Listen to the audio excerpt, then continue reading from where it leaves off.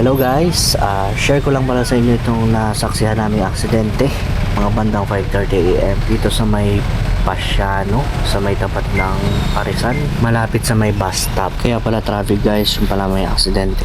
Sana okay pa yung aksidente, hindi ko kasi alam kung babae or lalaki yun. Hindi ko na alam kung pedestrian ba siya or motorist din.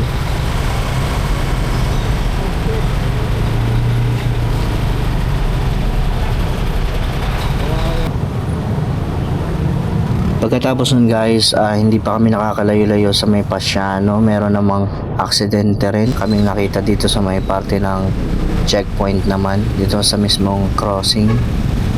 Bali isang H100 at hindi ko alam kung Mio ba or NMAX yun, pero parang malma yung NMAX.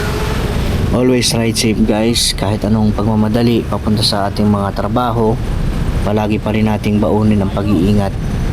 Ang aksidente ay palaging nandyan guys, nag-aabang lang, pero iba pa rin yung nag-iingat. Ingat sa pagmamaneho guys.